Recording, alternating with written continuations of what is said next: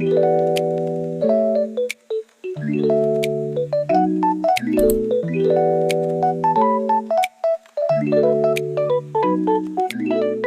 afternoon, everybody. Ms. Garcia Navarro has extensive and varied experience in a range of graduate school programs at large public and private institutions. In her current position as the Senior Director of Admissions and Financial Aid at the UCLA Fielding School of Public Health, she is responsible for school-wide recruiting, outreach, admissions, and financial support initiatives for the school's graduate students. She works with students at all stages of their educational path and is committed to providing an outstanding experience to prospective and current students through holistic evaluation of their needs. She aims to educate and empower students to confidently make decisions on their graduate school options and on available funding mechanisms. Prior to this position, she worked at the UCLA Anderson School of Management, Schindler School of Business at the University of Hawaii at Manoa, and at the Fels Institute of Government at the University of Pennsylvania. Please welcome Ms. Garcia Navarro. Thank you so much. Thank you. And I'm so happy to be here this afternoon. I definitely want to share all of my knowledge with you, and I'm so happy to serve as a resource for you today and beyond. So we have a lot of information to cover. The sessions are recorded, they're going to be uploaded, so don't worry if you missed something or you want to go back and review things. But the session for today is really going to focus on public health, right? And I know that this organization, PreMedCC, focuses a lot on medicine. Medicine is definitely a part of public health and vice versa. There's a very, very nice collaboration between the two. So whether you're thinking about going to medical school and then possibly adding a public health degree on top of that, or whether you're just kind of thinking about the different types of career options that are out there in the health professions, this session should hopefully help you with that. So I'm going to start sharing my presentation.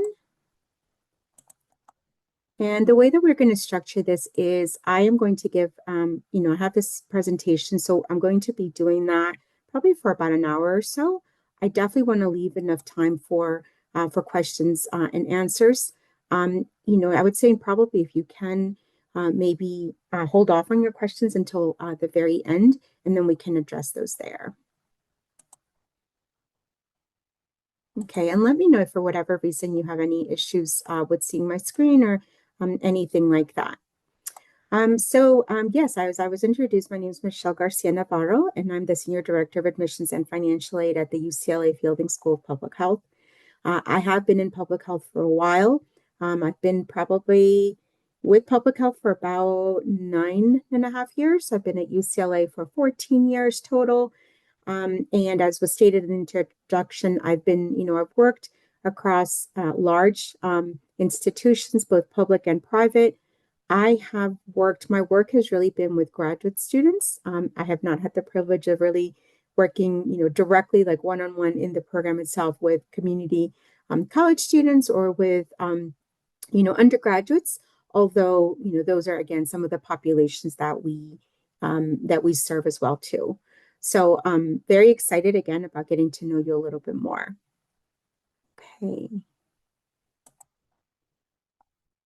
Okay, so first let's start out with defining public health, or just a primer. So public health has a lot of different definitions and interpretations. So there are a couple components that really define public health versus clinical health.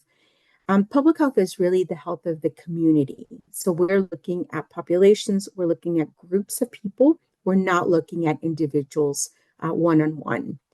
And again, public health can mean anything. It can be from your physical health to your mental health to your every type of health, emotional health, everything that you can think of really is fit within public health. And so it is kind of the realized opportunity to live your own life.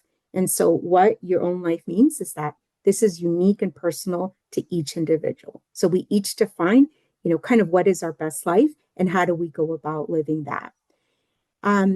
I know this is a very, very broad definition of kind of what public health is, but really kind of this is what the field is. The field encompasses so many different things, as you will see.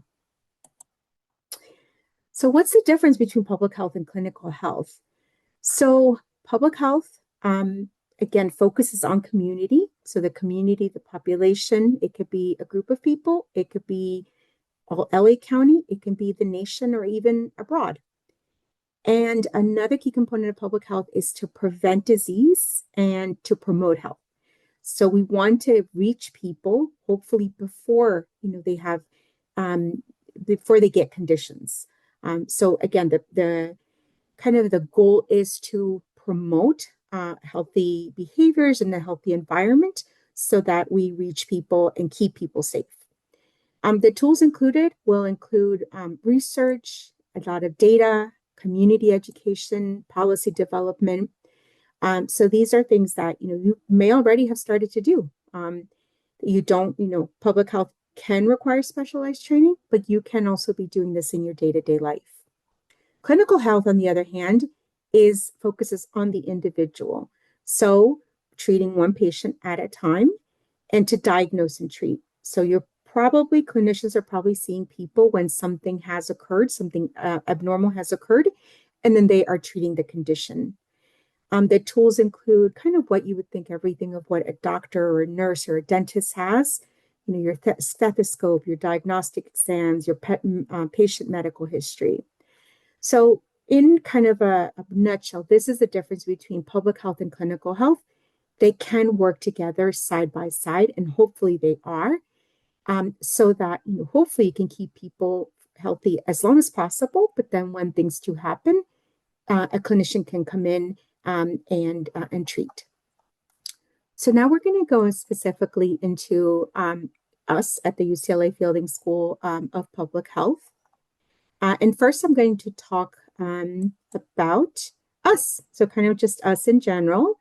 So we are the #2 public university in the country. We do have one campus, and then we have 12 professional schools, including 4 health professional schools. So the health professional schools include medicine, dentistry, nursing, and public health. Specifically at FSPH, we are the #8 public health school in the country. For a school of public health, we are small. So there's some that are smaller, and then there's some that are really, really big. We have I would say we're on the smaller side. So we have about 1,000 public health students, and this includes our undergraduate population and our graduate population. And then we do have 18 research centers specifically at the School of Public Health. For our undergraduate programs, and I'm going to touch upon our undergraduate programs first. So our undergraduate programs we offer a Bachelor of Arts, a Bachelor's of Science, and then we have a Public Health minor. So I specifically work for the Office of Graduate Student Services. We have a separate office that deals with our undergraduate population. So the information I'm going to provide is going to be, narrow, I would say. And then if you do have further questions, I will connect you to them. Okay, so public health majors at UCLA. So when you're transferring over and you're trying to decide, should you go for a BA or should you go for a BS? So the BA is best for students interested in kind of I would say, kind of science-based approach to public health. So you're thinking about, media, policy, the legal aspect of public health, business, artistic. You're thinking about all of those different things. You're probably looking more at a BA. And your electives and your capstone experience are going to be focused on the 3 departments noted here: community health sciences, environmental health sciences, and health policy and management. If you are looking at the BS, so this is really focused on if you want to have more advanced like science training, and your capstone experiences and your electives are going to be in like biostatistics, environmental health sciences, and epidemiology. When you are transferring over, it's also going to be a difference in the prerequisites that are required. So in general, again, the BA is going to have less of a focus on the STEM-related courses that you've taken. For instance, you might only need to take 1 stats class, right? You might be the number of biology classes that you might have to take are limited. The BS degree, on the other hand, you're going to have like much more rigorous training in the STEM field. So these are your prerequisites. So it might include, for instance, like a year of calculus, a year of biology with lab, etc. So you just have to kind of decide which is better for you. There is no one, what's better in general. It just depends on the type of curriculum that you want. Okay.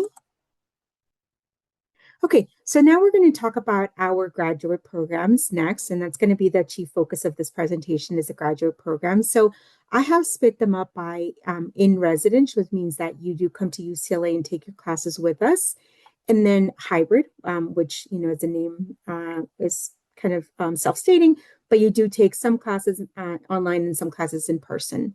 And I'm going to go through like I would say, I'll go through each of the degrees for you. You may be familiar with some of them. You may not be familiar with everything. And then for the departments themselves, we're going to talk about them in the next couple slides. So the MPH is kind of the most popular degree, graduate degree in public health. Master's of Public Health, it is a practice-based degree. So when you hear practice, what that means is that, we're giving you the tools so that you can go out after, usually 2 years in school, you can go out and actually implement into the workforce what you've learned. So it is very day-to-day driven. It is very pragmatic learning. And that's the most popular degree within public health. The MS, Masters of Science. This type of degree occurs not just in public health, it occurs across, all different kinds of disciplines. The Masters of Science for us means that it is going to be a much more research-focused degree. So if you like research, if you're thinking about possibly doing a doctorate at some point in the future, this is a really good degree. Or even not a doctorate. Let's say you want to work in research. Let's say you really like research. This is a great degree to have. It's also typically 2 years in length. And then finally, the PhD is the Doctor of Philosophy that is offered, again, throughout, pretty much every kind of discipline that you can think of. That is the highest academic degree that you can have. Like the MS, it is very research focused. It is going to focus a lot on methodology. A PhD, usually the first 2 years are you take classes, required classes, and then after the 2 years, that's really when you go into self-guided mode. So that's really when you start to do your own research, and then you go and do your thesis. For PhD, really it's, again, kind of the highest recognition that you can have for being a scholar. And so your thesis is going to have to really introduce some type of novel research finding that, that you have come across. Okay, so usually PhD is also 4 to 6 years in length.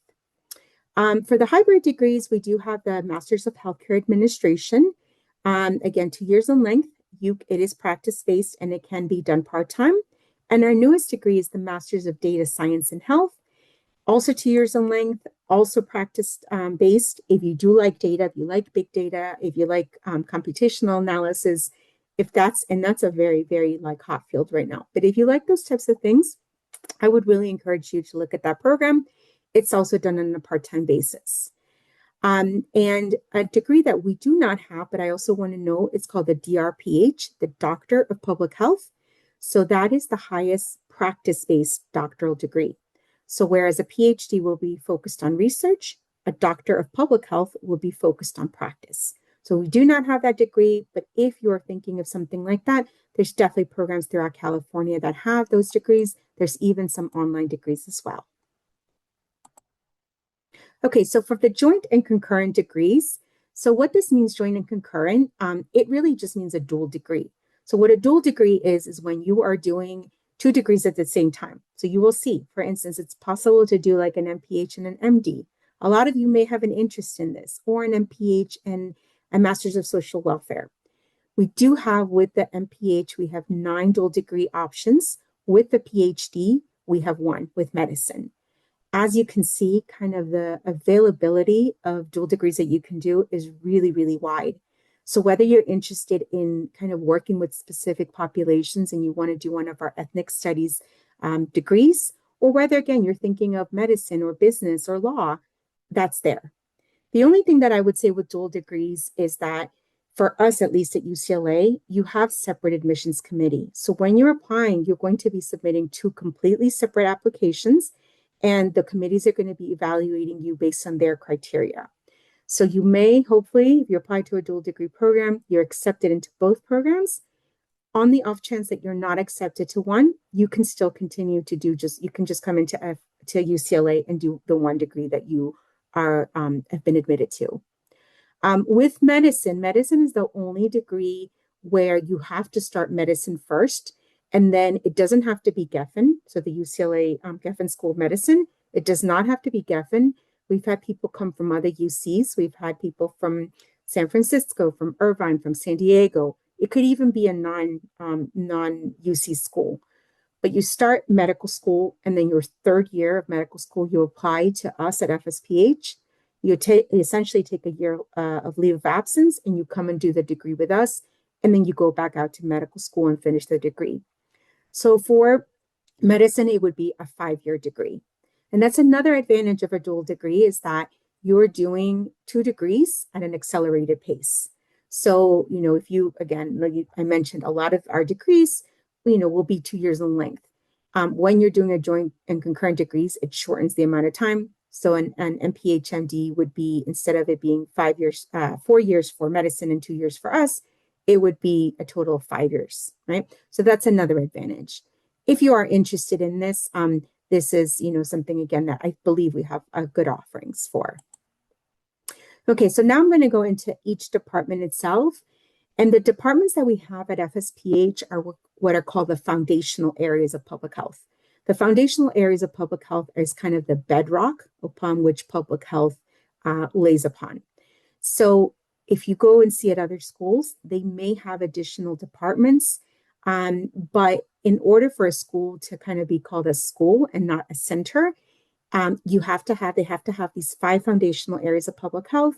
They also have to offer doctorate.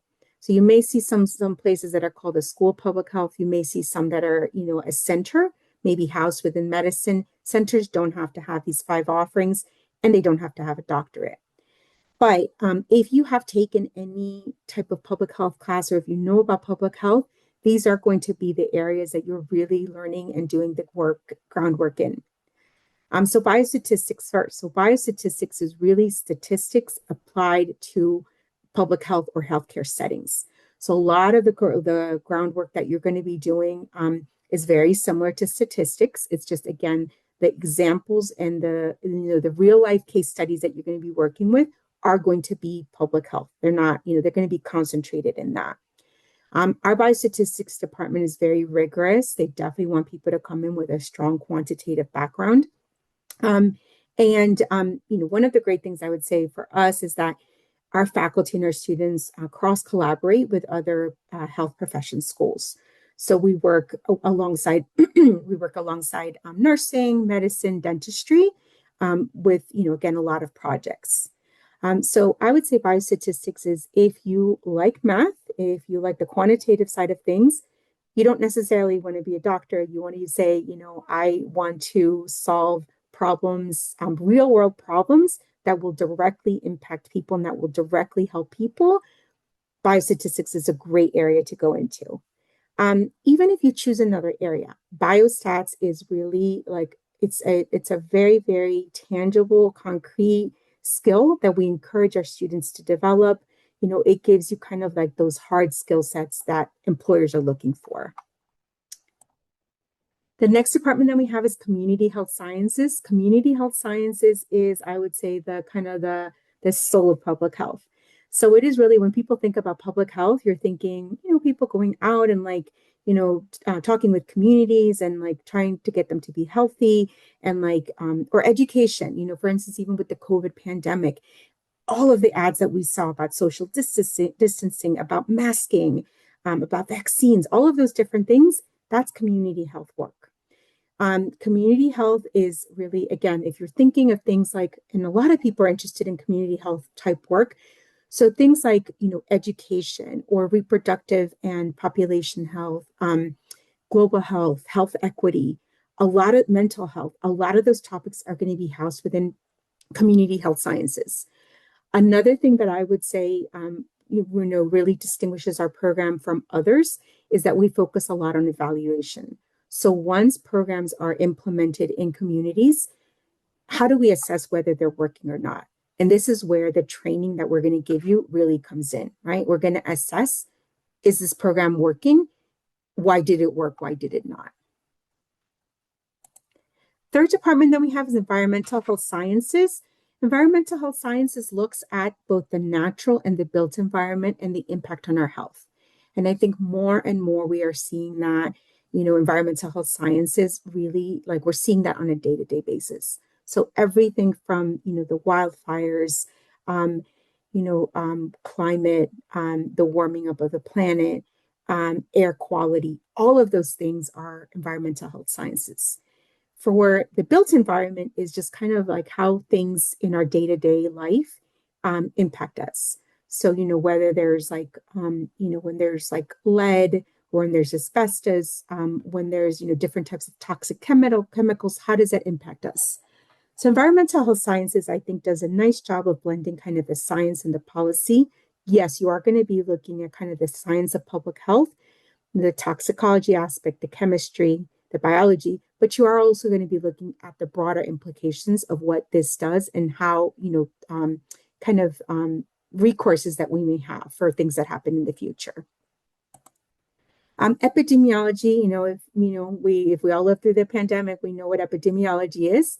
This is really how public health started. It started with epidemiology. And so, epidemiology is really traditionally has been thought of with infectious diseases. So everything that you can think of from, measles to STIs to HIV, to polio, which was eradicated. All of these things are infectious diseases, right? They're transmittable between people. So that's kind of we definitely are very strong in that. But more and more, we're doing work in non-communicable diseases. So non-communicable diseases will be like things like cancer. For instance, we have a cancer center. A number of our students are doing work in that.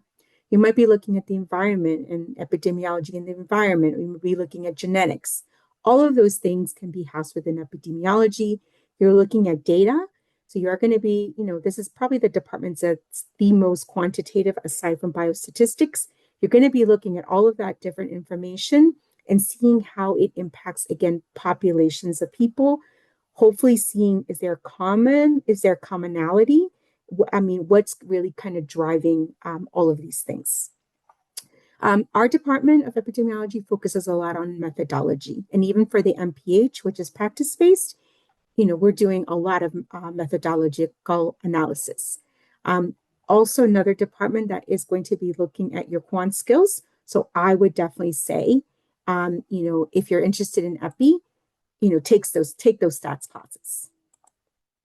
Last department is health policy and management. Health policy and management, we have, this is really looking at either the policy side, so developing policy for public health, issues, or the management side, so the clinical management side. So when you're thinking about a healthcare administration, or when you're looking at a clinical setting and you think of all the people that you don't see, kind of the people running the institution behind the scenes, that's health management. So everything looking from operations, efficiency, effectiveness, patient satisfaction, just improving things in a healthcare setting. We do have 3 tracks for health policy and management. We have the policy track, we have the management side, and we have the combined policy and management side. The department is very, I would say they focus a lot on building professional skill sets, and then also, the alumni base. They have a very strong alumni base that students rely on as well. For APEX, so APEX, what this means, applied practice experience. In order for schools to be what's called accredited, CEEF accredited, the Council of Education and Public Health, in order for them to be accredited, they do have to have a required internship requirement. This is another name. APEX is another name for an internship. For us, we have a 400-hour MPH requirement. This is actually, I think this is one of the longest requirements that I've seen. I've seen other schools with requirements of 200 hours or even less. But to me, it just really signifies like that we are requiring kind of a robust training, practical training while you're getting your MPH. This is only required for MPH. It's not required for the other degrees. It's normally completed in the summer between your first and your second year. The reason for this is because there's no classes that our master's students take in the summer. Each department does have one faculty director whose job is to guide you through the process. So students will actually, they will get their own APEX experience. It's not provided for you, but you definitely have a community of supportive individuals who are there to guide you. And your faculty director is one of those members in your community of support, and they also will ultimately grade the deliverables that you give for your applied practice experience. A lot of students will complete their APEX regionally in Southern California, but we've also had people go nationally and even internationally. So if that's something that interests you, that's available. Certificates and training opportunities. If you are interested in any of these topical areas, you can get these certificates alongside an MPH. You could even do it alongside an MS or a PhD. You don't have to, when you're applying, you don't have to apply to these certificates. It's more like you come in along the way. And then once you're in the program, you apply for these certificates. And it's very, very feasible to get a certificate alongside like an MPH, for instance. Okay, the student clubs. This is just to give you an idea of the student clubs that are active right now. We have more. The interest just kind of really varies year to year based on what students are interested in. Each department will have their own student associations. And then, again, another list of, the students that we have. Our FSPH ambassadors are master's students. We also have undergraduate student ambassadors. They're an amazing source of information. So if you want a student perspective, I'll give you the contact information, but if you want a student perspective, definitely feel free to reach out. They're very, very responsive. And clubs can get started. I know at least 3 of these clubs have started within the last couple of years. So if there's a club that is not listed here that you're interested in joining or in forming, you can definitely do that. Okay, next we're going to go through the graduate application process. Okay, so the application timeline. So we do require 2 separate applications. We require SOFIS. So SOFIS is a common application. So a lot of schools will use SOFIS, not all of them, but a lot of schools will use them. This stands for Schools of Public Health Application System. A common application, same, it's kind of very similar to the way that the medical school, dental school, they have common applications. So we have that. We also have a UCLA specific application. So August, September, December 1 is our priority deadline. We are fast approaching that deadline. I always encourage students to apply by December 1 if possible, because that maximizes your chances for admission and funding as well. Some departments will close after December 1. They won't accept applications, maybe not right away. I mean, there's usually kind of like a grace period, but some, kind of come January, they might have stopped accepting applications. We give decisions, and so admissions decisions and funding decisions, we give them separately. So usually between January to March, we give admissions decisions, and then between February to March, if students are granted funding, then we give those decisions out. And then April 15th is National Decision Date. So that is when students let us know if they have selected us. The application component, so I'm going to go through each of these more in depth, but just to give you an overview of what we require, this is pretty standard for graduate school in public health. This is a pretty standard kind of checklist. You may find some variance between schools as to, statements. Some schools will only have 1 statement. Some schools will have additional statements, but this is pretty standard again. And SOFIS, the great thing about SOFIS is that schools get to see your letters of recommendation, your transcripts, and then your basic information. That's all shared with schools. Statements of purpose, those will be specific to schools, but that's one of the good things about SOFIS as well. Okay, so first thing I'm going to talk about is the fee waivers. So, and I would definitely say, this is kind of our policy. When it comes time for you to think about graduate school, ask all the graduate schools that you're applying to about fee waivers, because it can get expensive. It's not as expensive as medical school, and you're not going to be applying to as many schools for public health as you are to medicine. So, kind of a data point that I heard in recent years that students usually apply to like 3 schools of public health.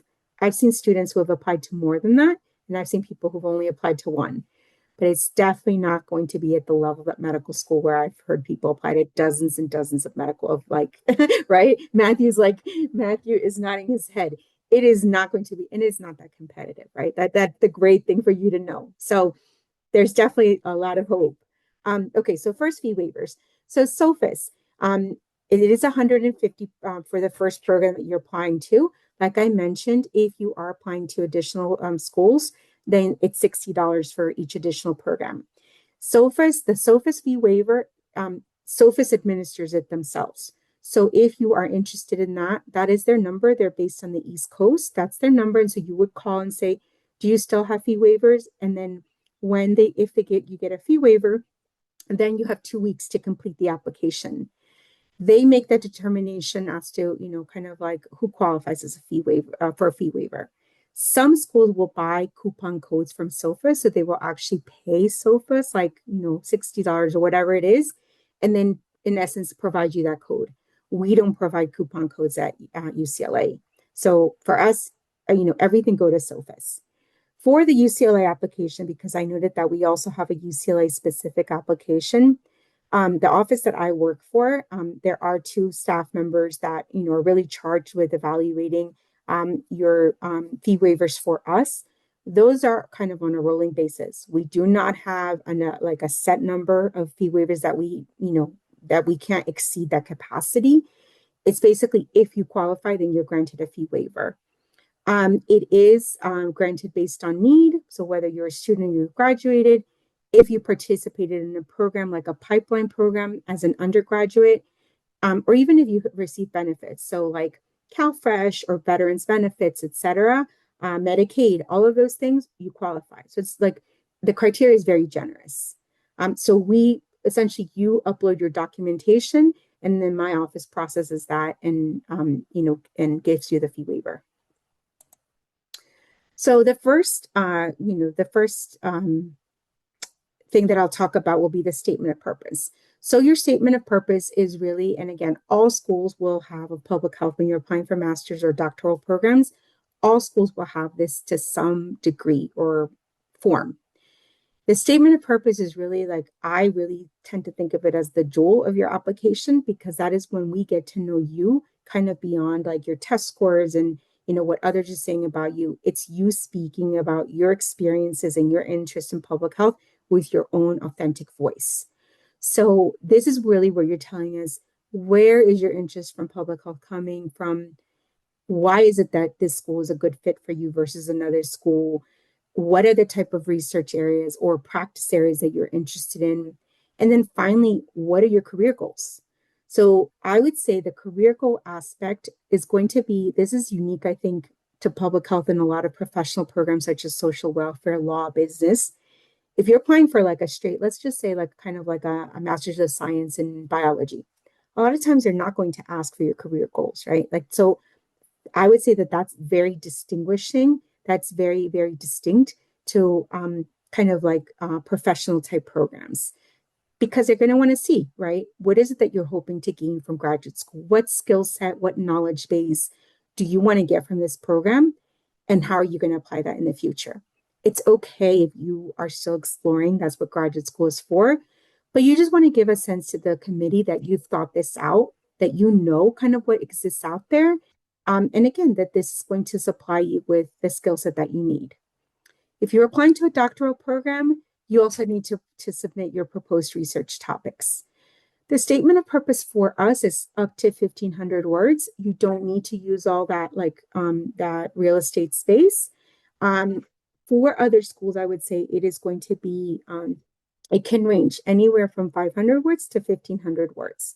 So my recommendation would be, again, when it comes time to write your statement, start out with a longer draft, and then kind of repurpose it for each school that you're applying to, and then just cut down as needed. You definitely want to be like very intentional with your statement of purpose with each school. So you definitely want to see a lot of the points that you're going to use are going to be very salient across, all of the different schools that you're applying to, but you want to hone in on what sets this school apart versus another one. And so, that's where like interacting with people like me, with the ambassadors, with faculty, the website, that's where you really gain your knowledge base from. And that's where you can speak as to, is this school a good fit for me? Do they have like are they studying the top kinds of topics that I'm interested in? And if so, let me write that in my statement. So that's what I would say, kind of my recommendation. Also get people who know you. You're going to go through several iterations of this. It's going to be like any paper that you write in your studies. You're going to write several drafts of it. Feel free to show it to like your mentors, to like, your professors if you feel close enough to them, to kind of other, like people in your life that you're close to, because they can kind of point out things that you hadn't seen before. So, again, this is a really, really important part of the application, regardless of whatever program you're applying to or whatever degree. Your personal statement. Not all schools will have this question or this additional statement. For us, kind of at UCLA and all graduate students, I don't think medicine is required to do this. I don't know about the other health professions, but pretty much everyone else is required to write this statement.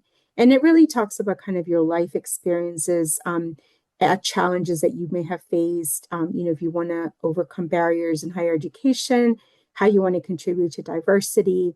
So it talks, like I would say, and it's just 500 words, so it's a lot shorter.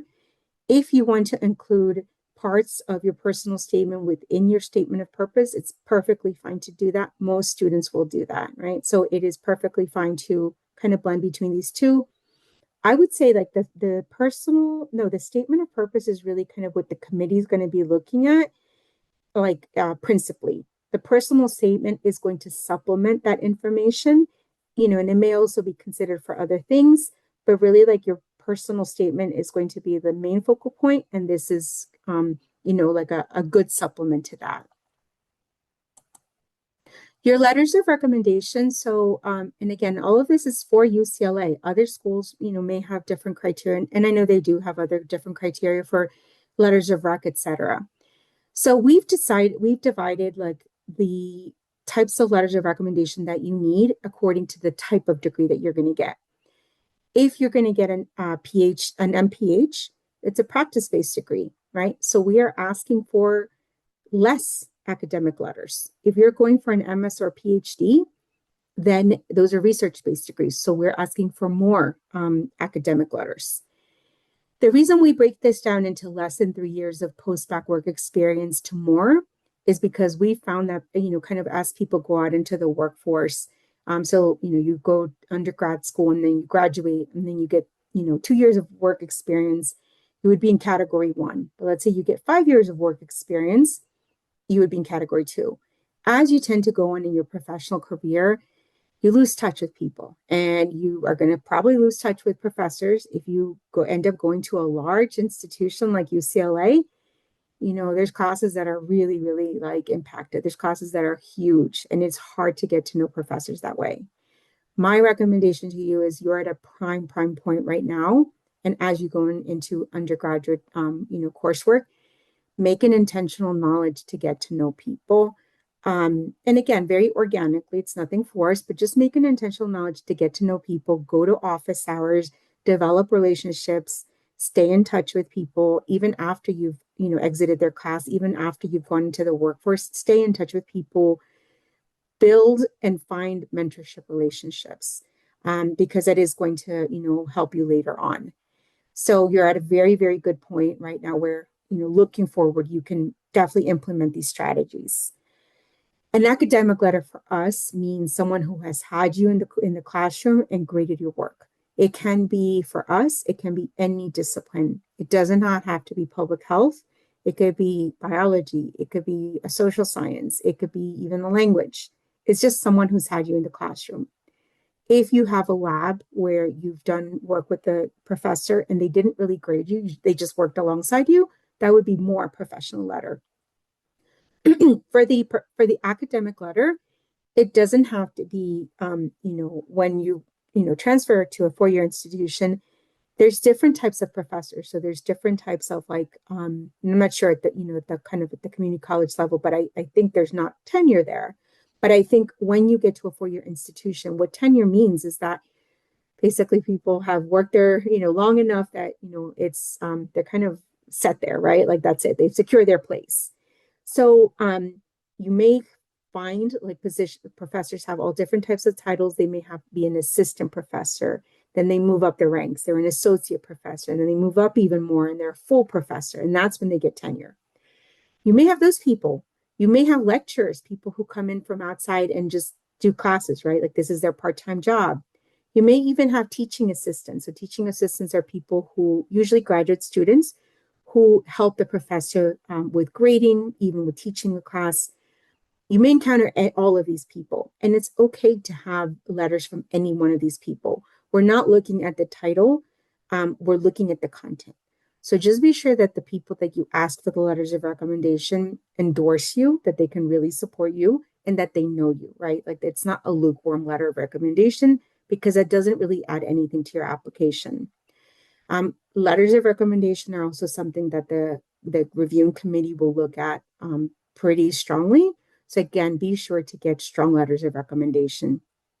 Professional letters traditionally has been people who have supervised you. Again, it does not have to be in a public health setting. It could be, kind of a work study job. It could be a non-related job like off campus. It could be, even like a mentor. If you're involved in student clubs and you have like a, staff member who's like guiding you or who you work with a lot, it could be those types of letters too, right? So this is for us, at least for the letters of recommendation. You're working your research experience. So I would say we get this question a lot, and you will find for us, none of our day programs, and when I use the word day, it means kind of the programs that I've been talking about. You may have noticed that I have not mentioned our MHA program or our MDSH program. Those are administered by another unit, and we consider them executive programs. So the day programs, none of ours require work experience.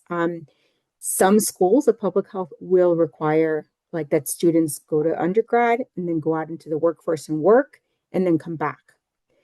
But with that being said, I would say there's some departments that really value work experience. So community health sciences and health policy and management really like for students to go out and have worked because I would say they're kind of more population, like direct population driven. So they like that.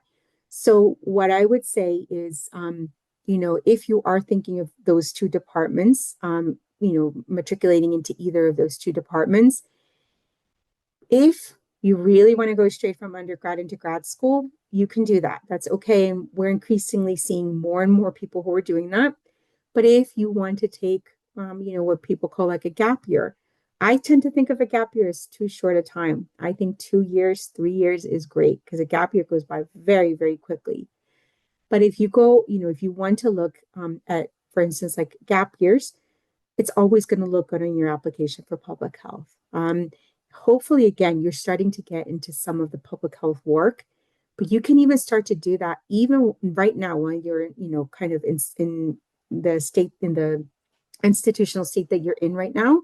You could do that right now. You could start getting involved with student clubs. You can get involved with community groups. It can be volunteering. It can be internships. It can be research. There's so many ways to get involved. So that's for CHS and HPM. The other departments don't focus so much on work experience. It's great again if you have it, but it's okay if you don't. Research experience for the MPH is not required because it is a practice-based degree. So you don't need to, again, research is always wonderful to have, but it is not required. It's not for the PhD, that's when I would say you definitely need research experience then at that point, right? So there's a difference in the practice-based degrees versus the research-based degrees and whether you need research or not. Practice or clinical hours are not necessary. So unlike medical school, We don't require you to shadow anyone. We don't require you to have worked in a clinical health setting. A lot of students who are kind of thinking about medical school and then either transitioning to public health or want to do like a dual degree, they will have that type of experience. But we don't require it. And we're not going to, there's going to be a section in the application that's asking you for the number of hours that you worked at specific jobs. We're not tallying that up, right? I'm not sure if other schools of public health are doing that. I highly doubt it, but we're just, that's just being asked there. We're not, saying, okay, you don't have this certain number of hours, you can't apply. So applying for, for medical school in this kind of sense of the research and work experience is going to be very different than public health. And I think public health in general tends to be a lot more like forgiving and a lot more, forgiving is not quite the right word in that particular sense, but it just tends to be a lot more accommodating of different types of experiences. Again, I think medical and other health profession schools, like clinician programs, are very, very they have a very strict set of requirements that you need to fill in terms of work and research. And that's not necessarily the case for public health. So for the GRE requirements, the GRE is the standardized test for graduate schools. So whether you're thinking about, I would say kind of this is really the most common used test for graduate schools, for applying for graduate schools. It stands for the Graduate Record Examination. Pre-pandemic, most graduate programs required you to have the GRE. After the pandemic, just changed that completely. And so, a lot of programs have done away with GREs completely, even for doctoral programs. For us, biostatistics is still requiring it just because it's such a data-driven field. But aside from that, it's either waived, which means you don't have to submit it. And even if you submit your GRE scores, the committee's not going to look at them. They're just going to be hidden.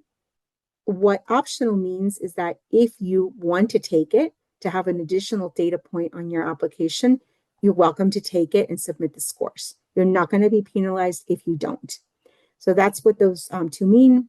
The GRE is valid for again, depending on what types of schools you're looking at, it is valid for 5 years.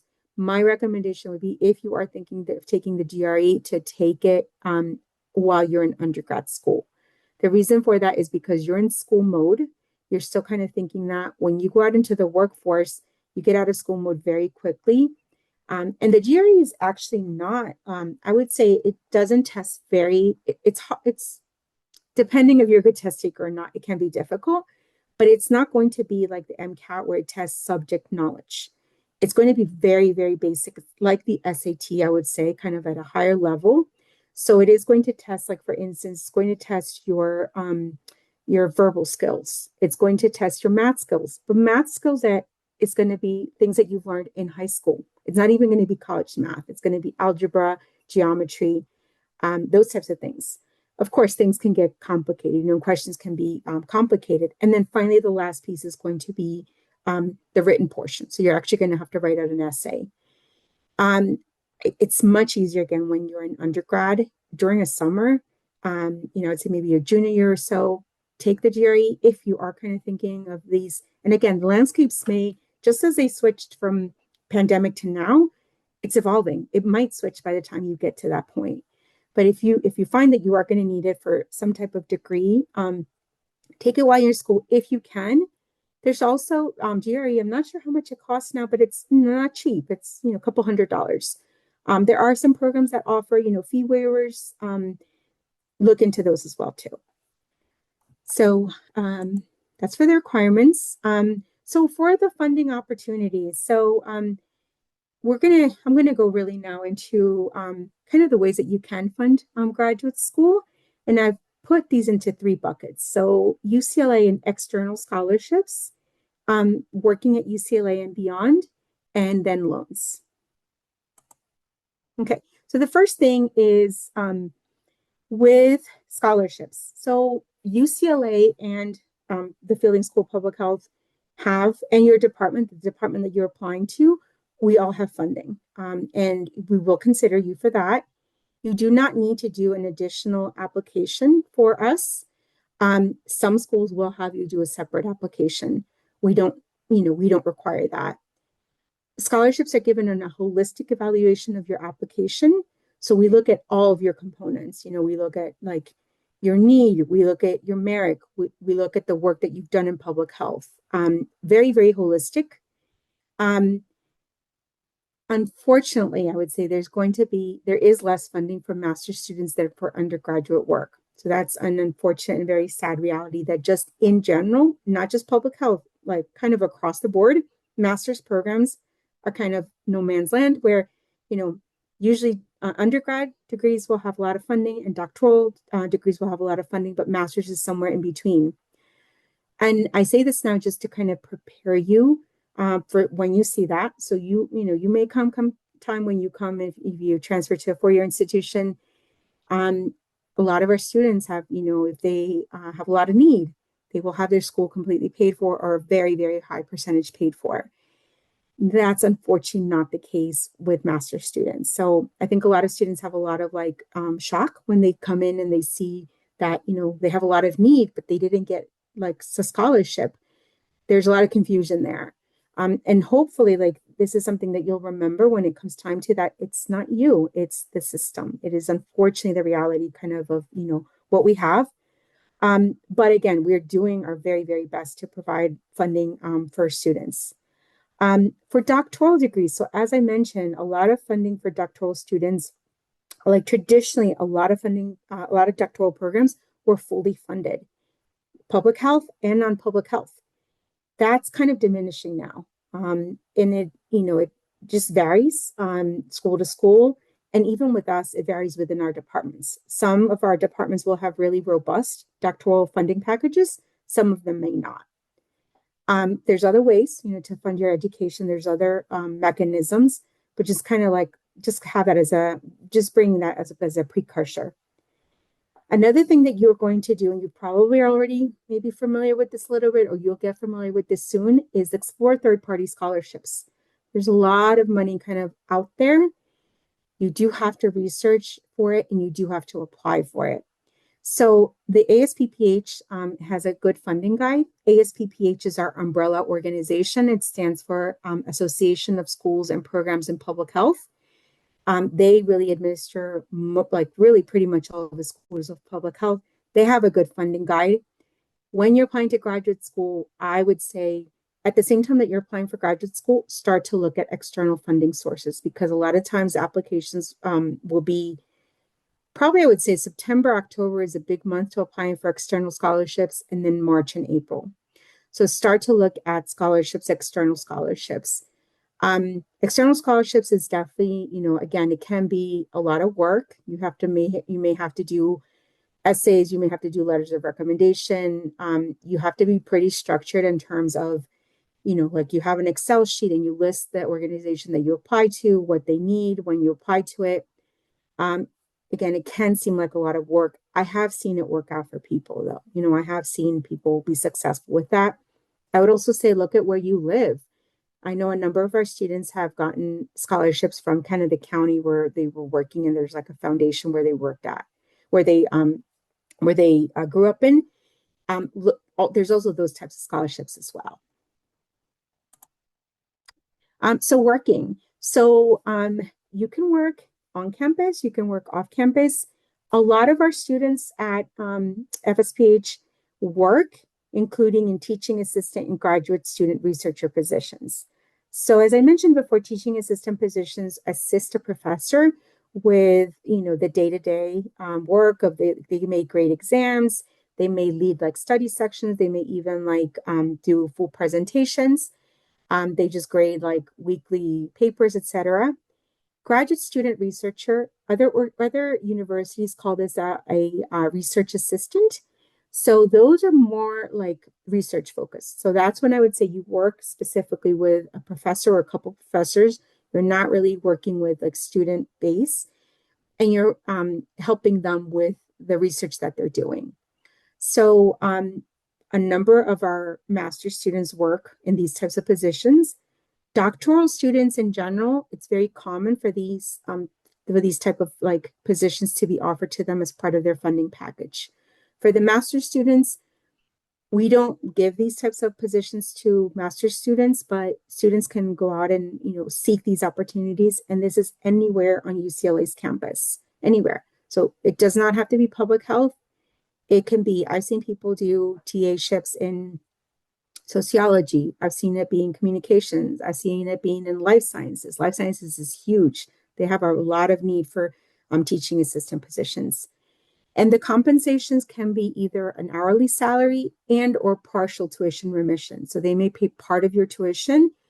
And then if they pay for partial tuition, they will also include health insurance and then a salary. So, and it just depends on the numbers of hours worked. So those are really, really good ways that you can look to fund your education. And, again, a number of our students have it.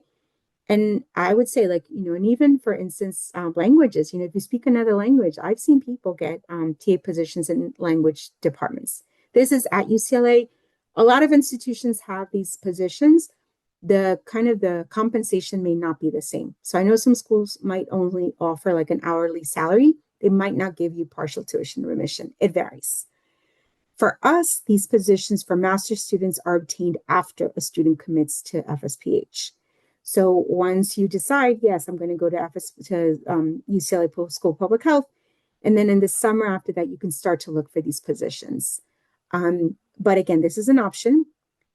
For working, you can also get just kind of, hourly positions on campus. Some of them are work study, some of them are not work study.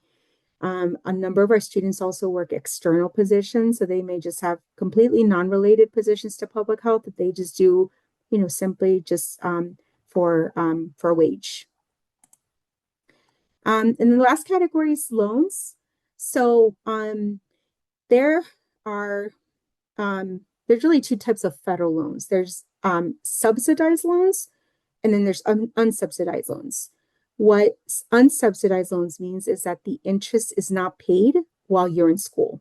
So with undergraduate and undergraduate work, when you take out a loan from the government, they will, if it's subsidized, they will pay the interest so that at least the interest so that it doesn't continue accruing while you're in school. At the graduate school level, there are no subsidized loans. It's only unsubsidized. There's also private loans such as Sallie Mae. Sallie Mae has a big loan program for health professions, not just public health. They go into medicine, dentistry, nursing. Credit unions are also really, really good to look into. They have very good rates, interest rates for students. And then just kind of traditional banks, Bank of America, Wells Fargo, etc. The repayment for federal loans is usually within 6 months' time. If you're looking at private loans, so private loans tend to focus more on your credit than federal loans. So what I would say is just start to build up your credit. Start to build up paying responsibly, but opening up credit cards. Again, being very responsible with them, paying them on time, paying your bills on time. Establish a credit history, because ultimately, that's going to be part of what the loan is given to you. And then pretty much for loans, for federal loans, when if you decide you need to take out loans, you can take them out at any time kind of during your career at FSPH. It doesn't have to be like, okay, you took out a loan and then that's it, there's no going back, or you didn't take out a loan and that's it, that door is shut. It doesn't kind of work that way. What I would say about loans is hopefully that's kind of the last option, because loans are loans. It's money that you pay back. In this kind of time, and again, as I mentioned, kind of with kind of the lack of so much support at the master's level, I would say about half of our students take out loans. This should be, you may be required to do so, but this is kind of the last step, because again, it is money that you have to pay back. Interest rates can vary. Sometimes it's like good interest rates, sometimes bad interest rates, and that interest keeps accruing to like the base of your loan. So if you have to do it, we've all been there, but again, try to be just very conservative with the loans that you're taking. Okay, so getting there, we're almost done with the presentation. So Short term, what I would say is take an introductory public health course. So if you haven't already, if your community college offers a public health course, take one, if that's possible, and join a campus public health group to get a taste of what public health is like in practice. For the near future, transfer to a four-year institution in a public health or related major. And I would say for graduate school, we see a lot of people coming from public health, but also a lot of different disciplines. So if you want to go to public health master's or doctoral programs, you don't need to have majored as an undergrad in public health. We've seen people coming from all different types of fields because public health is so interdisciplinary. And then, also participate in a public health enrichment program or internships. So we have a program funded by the CDC, fantastic program. It's called the Public Health Scholars Training Program. A number of other universities have this. And this program is actually, for us at least, it is eligible, even you in your studies right now, if you're going to graduate and get like an associate's, you would be eligible to participate in this summer. So this is for us. The other sites, I'm not sure what the qualifications are. And Health Career Connection. And I know that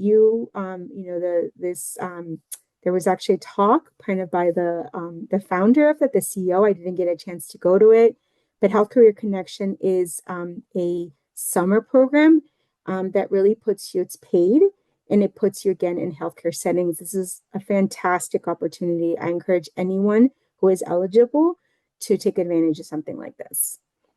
Longer term, you want to work for whether it's your local public health department, a hospital, clinical care, health-related nonprofits. So you want to seek actual, hopefully paid work in public health. And then ultimately, just think about graduate school, right? So graduate school, what it's going to do is it's going to give you kind of that credential that is often needed. I would say previously, a lot of work being done in public health required a master's degree. More and more, we're seeing that there's, career trajectories that don't require a master's degree. You can have a bachelor's degree, and that's okay. But before, it used to be kind of needed an MPH.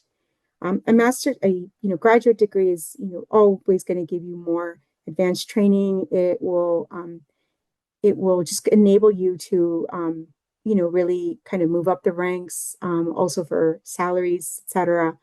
So it's a good investment. Okay, and follow us on social media. So our office is actually on Office of Graduate Student Services. We're on LinkedIn, and our FSPH ambassadors that I talked about, they're on Instagram.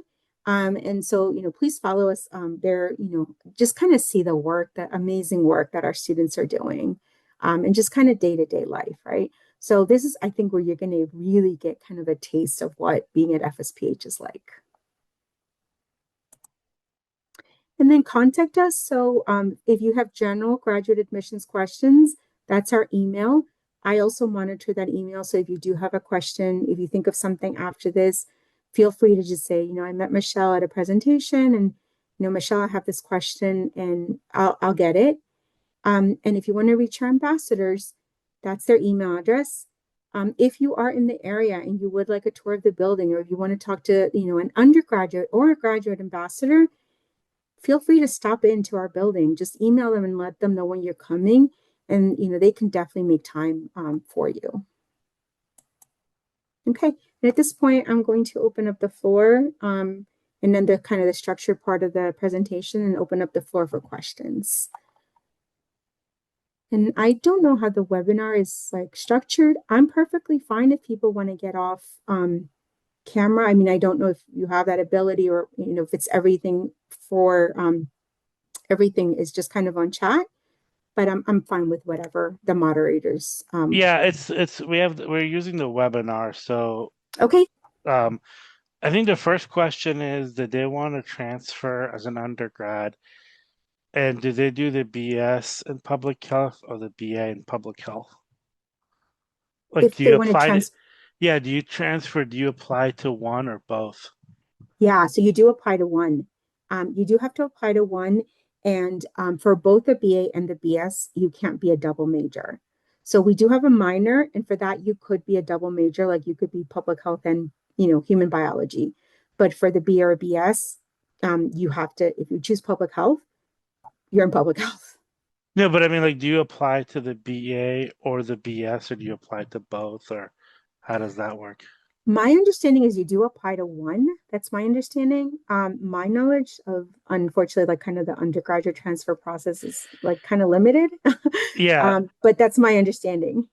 and I would also just say that go to assist.org, and I don't know what institution this person's in. Hmm. Um, you look at your institution and you collect Hmm. UCLA, then you go to BA or BS in public health. And I Hmm. think just looking at it, the difference basically between the BA and the BS is the BS, you have to take much upper level calculus, Hmm. and then couple calculus one, calculus two, and then you have to take, I think, more organic chemistry, where for the Hmm. BA you don't. Hmm. I'm just doing kind of like a quick fast one. So Hmm. those are the two things that I found.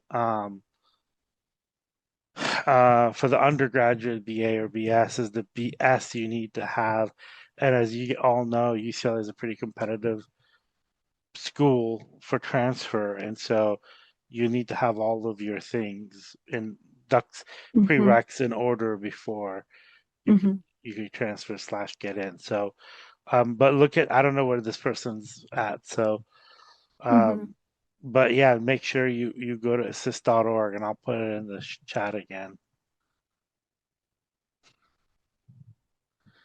And as a transfer student, if you're transferring to any from community college to any CSUs or UCs, like assist.org is your friend. It's actually kind of like an implied contract. So Alrighty, for the next question, someone asked, do you recommend taking the CHES or CPH exam or the GRE for MPH admissions? So I would say the CH not, and we actually have students, our own master students, who take that exam. So you definitely don't need to have that, knowledge base already coming in. For the GRE, honestly, the only time, okay, so I would say the only time I would really recommend it is, let's say you're applying to epidemiology and you feel like your kind of like your quantitative background is not that strong. If you feel you're a good test taker, then I would say take it. But it's not required. And if you think, most of us are not good test takers, honestly. So, including myself. So I would say if you feel like you're not, you might not do well, don't take it because it's optional. So that would be my recommendation for us. Alrighty, for the next question. So this is, I believe, more for undergraduate, but if you could speak a little bit on your perspective. For transfer students, what are you looking for in terms of extracurriculars? Oh, for undergrad? And I guess maybe what would you like to see, I guess, going forward if they were to pursue a graduate degree, Mm-hmm, in public health? mm-hmm, mm-hmm. Sure. So what I would say for kind of for the graduate school level, I can't really speak again to undergrad admissions. And actually, it's actually UCLA that makes the determination when you're transferring in. It's not even the school of public health that will admit you to UCLA. So it's not like we have an undergrad office. They're not reviewing those applications. It's going to be undergrad, the UCLA undergraduate admissions office. So I will say for graduate school, I would say, kind of the activities that you should be involved in. Like I mentioned, the clubs. So any types of clubs that you can think of for public health. You might have people who work with peers, even like they work with peers on campus to educate them about like different health conditions. You might have people who do this for the community, like they go out and work for an undergrad club that does this for community members. Um, if you're interested in a particular specific topic of interest, like for instance, like if there's a particular public health like topical area that interests you, like I don't know, let's say like diabetes, look for organizations that have those types of like roles. So I would say a lot of it, and it's going to be very, very broad. And it's really up to you. Like it's really what drives you. Because when you're there, like, you want to have a meaningful experience. You want to have something that you're passionate about. And I would say for student clubs, hopefully you can kind of have leadership positions. So hopefully, you're taking kind of like the lead on projects. So you kind of like have, more advanced roles rather than just being a member. If you're a member, that's perfectly fine. But the committees do like to see kind of like those leadership positions. So I hope that answers the question. It's not going to like, it's like super broad. It's again, anything that interests you in public health. Or even not, like truthfully, even, okay, for instance, community health sciences. We've had people who have transitioned from education, like they've been teachers and they've come back and done an MPH. I mean, that's work with populations. That's not public health related. But I would say, again, if that's something that interests you, working and mentoring like young people, that's something we're always looking for. So Yeah. this is my friend actually is in charge of this program for the state of California. He's Mm-hmm. the deputy director of public health. They have these pathway and internship Yes. programs that you Yes. spend 14 to 15 hours, I think 10 to 15 hours a week during the Yes. school year, and they pay like $20 an hour, and you're working in your local public health office. So with the Yes. county or the community that you live, and you work on various projects. Like, if you're 19 years old, they want to pick your brain. How do you reach 19-year-olds? Like, you Mm-hmm. know, because you're going to be sitting in there with a bunch of 40 and 50-year-olds that don't know what the hell TikTok is.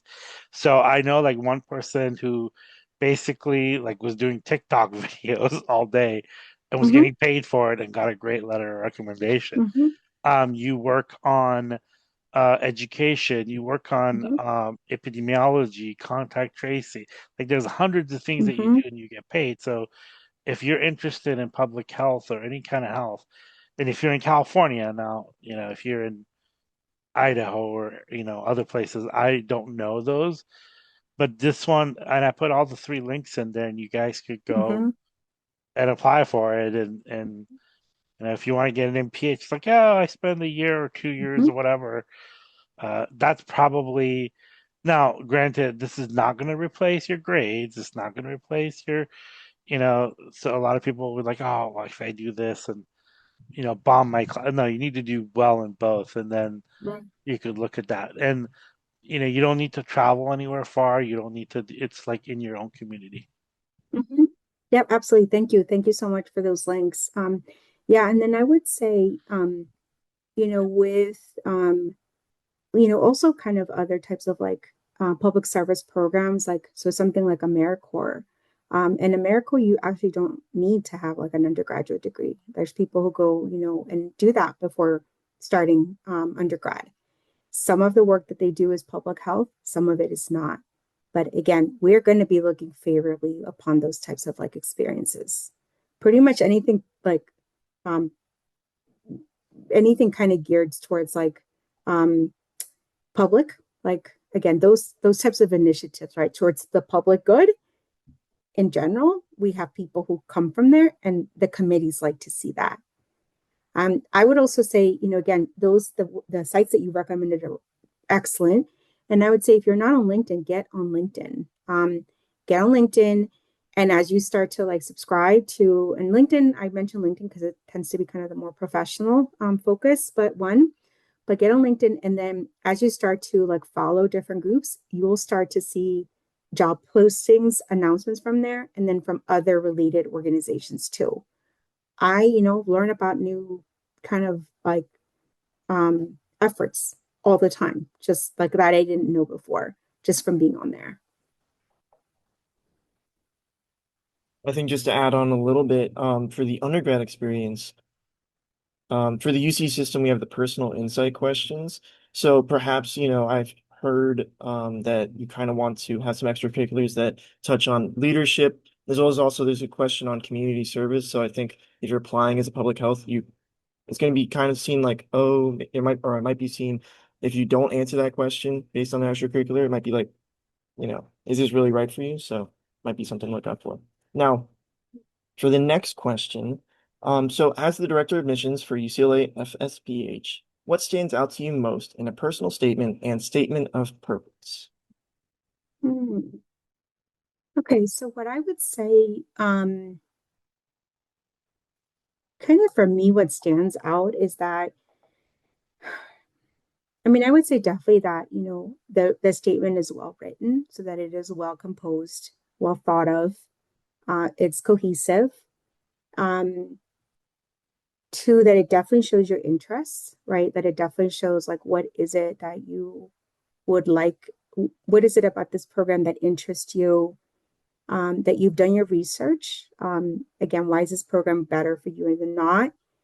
And that you can genuinely tell us, like, again, about what your work has been in public health and your expectations for the program and going forward. So it's more going to be like the whole kind of like, um, my recommendation would be make sure it's well written and make sure you answer all of the questions there that are, posed to you. Most of the students, what they're going to do is they're just going to write in narrative form. Very, very rarely have I actually seen students who will actually like say, why are you interested in public health? And then answer that question. So short form. Very, very rarely. It's okay if you do it. It's just not that common. And people have gotten in like that. That's okay. Um, Usually it's kind of like I would say like a story. And people might start out with saying, I got into public health because, growing up, I saw this in my communities because it impacted my family because of this. So they will go chronological order and say, I got into this. Like, this is why I'm interested in public health. This is what I saw. This is what led me to my undergrad, the work that I've been doing as an undergrad. This is what I want to pursue in graduate. So that tends to be the most common format. I would definitely say speak in an authentic voice, speak in a voice that you normally do. Um, don't try to force it and don't try to like say things that you think we might want to hear. Just speak how you would normally. And you can definitely gauge, like, I think you can definitely gauge, like, when people are really interested in this, if they really know what this is about. Um, you can definitely gauge the enthusiasm. And I think that can't be discounted, right? Public health is so much about passion. Like so many people go into this field. They're not super high paid like jobs. People go into this because they believe in the work that's being done. Convey that, convey that enthusiasm there, because that's really what's going to support you.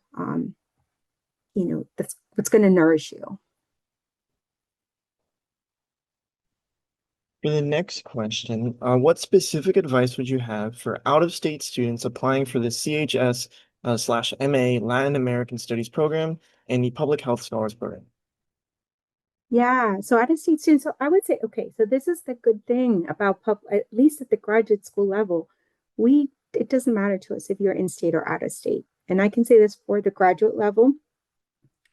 I know that undergraduate admissions does tend to favor a lot more of California residents. Medical school, I believe, is kind of hearsay, but I've also heard they kind of do favor a little bit more of in-state students. Not the case so for graduate programs. So my recommendation would be just showcase what you have been doing. We're going to evaluate you the same as we're evaluating an in-state student. So how are you going to merge the two fields, right? How are you going to merge public health and your desire to work with a specific community? Just showcase the work that you've done with both of them. Tell us why. Like what is it about this that is driving you for this? Again, your own personal narrative of what like people in public health I found are really just I think the nature of public health, people tend to be they can be very personal in their statements. However personal you want to be, if you don't, but a lot of the work is again driven by that. So just showcase like the work that you've done and why it is that you want to get both degrees, how they're going to help you.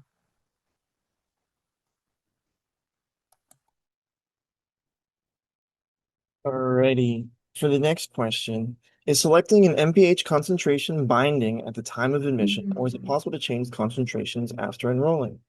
Very good question. So what I would say, it's not binding, but it's not going to be guaranteed that you can switch over to another department.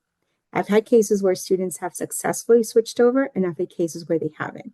My recommendation would be look at the curriculum of each department and see what aligns best with your interests. Okay. Another thing that I didn't mention is the MPH is cross-disciplinary. So even let's say you're focused on CHS, you're still going to have an intro class in biostatistics, EHS, HPM, etc. You can still do your electives in the other departments. You could even do your electives outside UCLA. So it's not going to be like, oh, you're in CHS, that's all you're studying. That's not the case at all. Another thing, some schools will have a generalist, what's called a generalist MPH, where you're not really focusing on one particular department. I think probably the coursework is a lot more varied. UCLA doesn't really have that. All right, for the next question, so does UCLA take transfer credits? So they were able to take classes as an undergrad at USC, and was wondering if it would apply later to an MPH. Would UCLA take those classes as transfer credits? Okay, so with transfer credits at the graduate level is we can take graduate level courses, but only if they did not apply to a previous degree. So let's say you took them as part of your undergraduate curriculum. We can't take those because they already applied to your BA. Let's say you start out at another school of public health, or you just take graduate classes just like that. As long as they didn't count towards another degree, we can take them. We can take up to 8 credit units. Most of our classes are 4 credit units. So that would be 2 classes that you could transfer over. It's going to be subject to approval, etc. But that's kind of the general rule of thumb.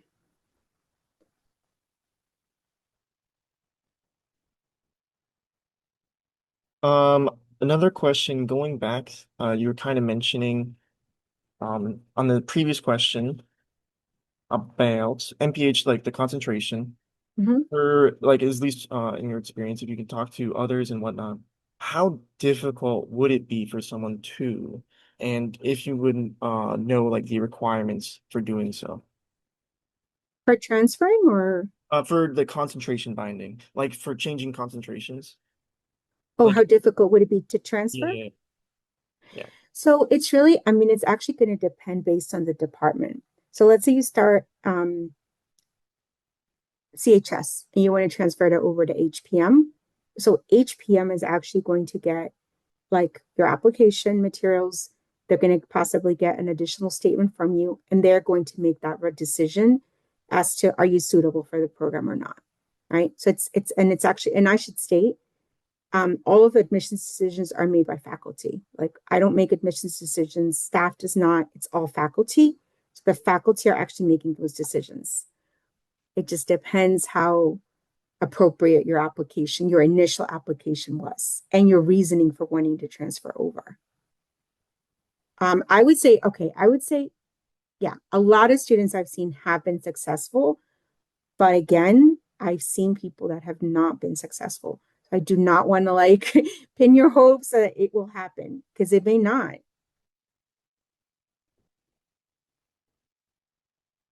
I think that might be it for questions. Okay. Any last minute questions, anybody?